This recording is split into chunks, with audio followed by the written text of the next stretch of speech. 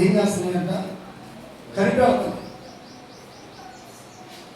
భూమి, ఆకాశం, సూర్య చంద్ర నక్షత్రాలు ఇవన్నీ కూడా దేవుని యొక్క కృప ద్వారా నిర్మింపబడ్డది. అలాగనే ఇదిగో సముద్రము, అందులో ఉన్న సమస్తమును కూడా దేవుని యొక్క దేవుని యొక్క సృష్టి అయి ఉంది. కాబట్టి భూమి పైన ఆకాశం మధ్యలో ఎగురుచున్నవే కానీ సముద్రంలో సంచరించు వాళ్ళు ఏమైనా సరే అవన్నీ కూడాను ఏం చేస్తున్నాయంట? దేవుని యొక్క దయ కొరకు కనిపెట్టుచున్నవి. ఆమేన్, హల్లెలూయా. దేవుని యొక్క దయ కొరకు ఏం చేస్తున్నాయంట? కనిపెడుతూ ఉన్నాయి. వాటన్నిటికీ కూడా అవసరమైంది ఏంటి అంటే దేవుని దయ. మనం దేవుని యొక్క దయ కొరకు కనిపెట్టినా కనిపెట్టకపోయినా ఆయన మనలను తన దయతో నింపుతూ ఉన్నాడు. హల్లెలూయా. తన దయ చొప్పున నడిపిస్తూ ఉన్నాడు. ఆయన ఎంత ప్రేమ కలిగిన వాడు అంటే ఒక దైవజనుడు సోదరులు పాట రాశారు. లెక్కించలేని స్తోత్రములు దేవా ఎల్లప్పుడూ నీ పాడెదను, దేవా ఎల్లప్పుడూ నీ పాడెదను. ఎంతవరకు నా బ్రతుకులో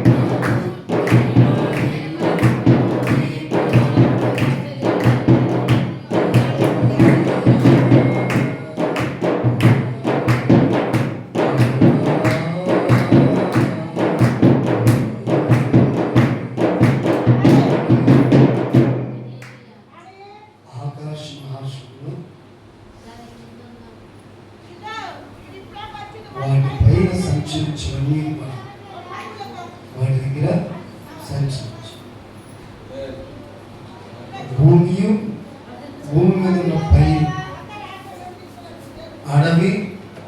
అడవిలో ఉన్న ప్రతి జీవరాశి, అలాగే సముద్రములో ఉన్న మత్స్యములన్నీ దేవుని యొక్క దయ చేత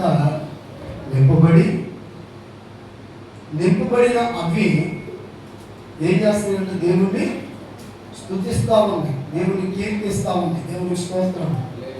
కానీ మనిషి దేవుని దయను కోరుకోవట్లేదు. అయినప్పటికీ సరే దేవుడు తన దయా కిరీటాన్ని ధరింపజేశాడు. హల్లెలూయా. తన దయా కిరీటాన్ని ధరింపజేశాడు. అంతేకాదు ఆయన జాడల్లో ఉన్న సారం అది మన పైన వెదజల్లుతూ ఉన్నాడు. సంవత్సరంలో దయా కిరీటాన్ని ధరింపజేసి ఆయన జాడల్లో ఉన్న సారమును దేవుడు వెదజల్లుచు ఉన్నాడు. ఆమేన్. ఆయన వెదజల్లాడు కాబట్టి మనం ఉన్నాం. ఆ సారము మన పైన వెదజల్లకపోతే ఎప్పుడైతే ఆ సారం ఆగిపోద్దో మనం సారం కలిగి మనం ఉంటామా?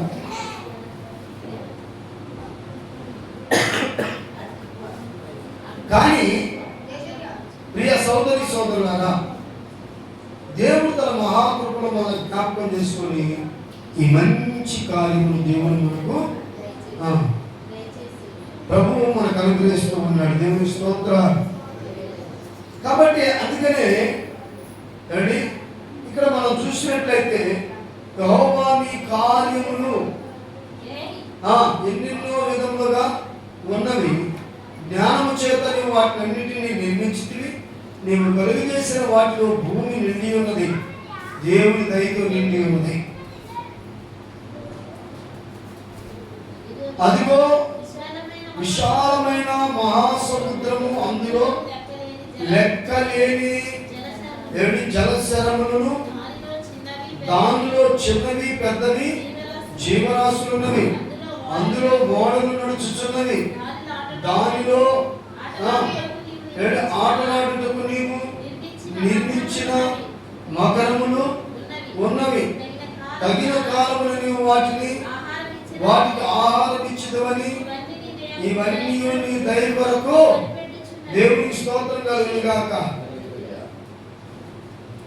నీవు ఆహారం ఇస్తావని అవన్నీ ఏం చేస్తున్నాయి అంట? ఆయన దయ కొరకు కనిపెడతా ఉన్నాయంట. హల్లెలూయా.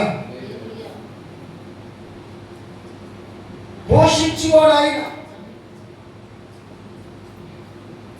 వాటినైనా మనల్ని మనం ఆయన దయ కొరకు కనిపెడుతున్నామా? కనిపెట్టే వారిగా మనం ఉంటున్నామా? అండి, ఆయన దయ లేకపోయినా పర్వాలా, ఆయన దయ లేకపోయినా పర్వాలా, నువ్వు కోరుకున్నా కోరుకోకపోయినా దేవుడి దయ నీ పైన ఉండటం వల్లే ఈరోజు మనము చాలామంది ఈ క్రొత్త సంవత్సరాన్ని ఆస్వాదిస్తూ ఉంటారు. కొత్త సంవత్సరాన్ని ఆస్వాదిస్తారు, కోరుకుంటారు. వారి యొక్క ఇల్లు ముందు కానీ, షాపుల ముందు కానీ, లేకపోతే ఆఫీసుల ముందు కానీ ఈ క్రొత్త సంవత్సరానికి సంబంధించిన వెల్కమ్, ఈ కొత్త సంవత్సరాన్ని ఆహ్వానిస్తున్నట్లుగా నువ్వు ఏమి రాసినా రాయకపోయినా, నువ్వు ఆహ్వానించకపోయినా 2026 వచ్చేస్తుంది అంతే. అవునే కదా? 2026 వచ్చేస్తుంది. నీ ఇంటి ముందు 2025 గుడ్ బై చెప్పేసి 2026కి వెల్కమ్ చెప్పిన అండి, నువ్వు ఆ విధమైన రాత అక్కడ రాసినా రాయకపోయినా వచ్చేది ఎలాగో వచ్చేస్తుంది.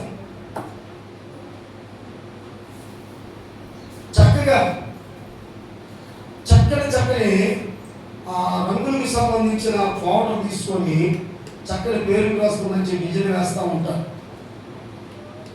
ఇళ్లలో కూడాను మంచి మంచి అలంకరణ, షాపులు, ఆఫీసులు. అంటే ఇప్పుడు నీ ఇంటి యొక్క వాకిలి మారిపోతుంది. నువ్వు వేసిన రంగులను బట్టి, ఆ ముగ్గులను బట్టి, ఆ రాతను బట్టి, అరే భలే ఉందే అని చెప్పుకునే విధంగా ఉంది. మంచిదే కదా, మంచిదే కదా, మంచిదేగా. తర్వాత ఆఫీసులోకి వచ్చి చూస్తే 2026కి మంచి డెకరేషన్ చేశారు. చాలా బాగుందండి, చాలా చక్కని డెకరేషన్ చేశారు అని చెప్పుకుంటారు. మంచిదా కాదా? చెప్పాలి, మంచిదా కాదా? మంచిదే. ఆ ఇల్లు చూసినప్పుడు ఆ ఇళ్ళలో కూడాను సహజంగా ప్రతి ఒక్కరు కూడాను ఈసారి మంచి డెకరేషన్ చేశారండి మీరు కదా, మంచి డెకరేషన్ చేశారు. బాగుంది, చాలా బాగుంది, చాలా చాలా బాగుంది. సరే, ఇక ఒంటి విషయానికి వచ్చేసరికి ఏ విషయం? ఒంటి విషయానికి వచ్చేసరికి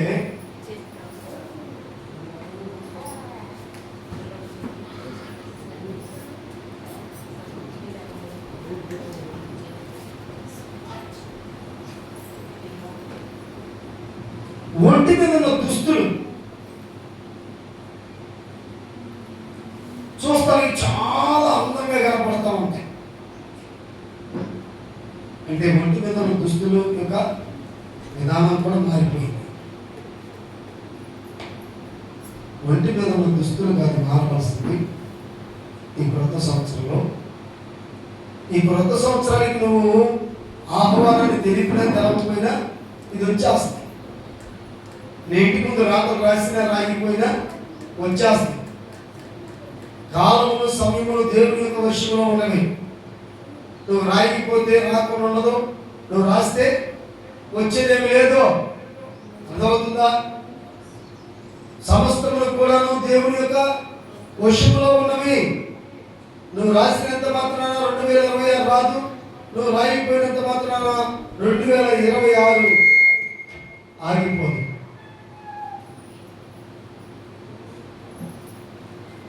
కాబట్టి నేను దేవుడారా, నువ్వు ఒంటి మీద మంచి మంచి దుస్తులు వేసినా వేయకపోయినా 2026 ఆగి. నీ ఆఫీసులో మంచి మంచి అలంకరణ చేసినా చేయకపోయినా ఆగదు.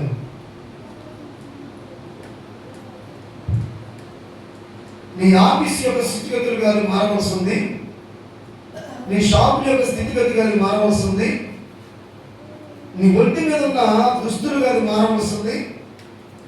ఈ 2026లో నీ స్వభావం మారాలి. ఆమేన్. ఏం మారాలి? నీ స్వభావము, నీ ఆలోచన విధానాలు మారాలి. ఈ 2026లో నువ్వేం కోరుకుంటున్నావో అది నీకు మాత్రమే తెలుసు. కానీ ఈ 2026లో దేవుడు ఏం కోరుకుంటున్నాడో నువ్వు దాన్ని తెలుసుకోవాలి. దేవునికి స్తోత్రం కలుగును గాక. హల్లెలూయా. అపొస్తలుడైన పౌలు భక్తుడు అంటాడు, ఆయన ఒక చక్కని విషయాన్ని అపొస్తలుడైన పౌలు తెలియజేస్తా ఉన్నాడు. దేవునికి మహిమ కలుగును గాక. దేవునికి స్తోత్రం. ఏం తెలియజేస్తున్నాడు ఆయన అంటే, ప్రియమైన సహోదరి సహోదరులుగా మనం గమనించినట్లయితే చూడండి, ఆయన ఏమంటాడంటే, పూర్వము నేను హింసుకుని, పూర్వం ఉదాహరణకి పౌలు భక్తుడే ఉన్నాడు. ఈ పౌలు భక్తుడు ఇప్పుడు ఉన్నారని మనం అనుకుందాం. ఒకవేళ ఉంటే ఆయన ఏం చెప్తాడు? ఇప్పుడు 2024లో లేక 2025లో ఏమిటి, నేను హింసుకుడు హానికరుడుగాను దోషకుడుగాను నేనున్నాను అని చెప్పాడు అప్పుడు. హల్లెలూయా. పూర్వము గతించిపోయిన కాలంలో, అర్థమవుతుందా? గతించిపోయిన ఏ కాలము? గతించిపోయిన ఆ కాలం. ఇప్పుడు మనము పౌలు భక్తుడు లేడు కానీ పౌలు భక్తుడు రాసిన మాటలు మాత్రం గ్రంథం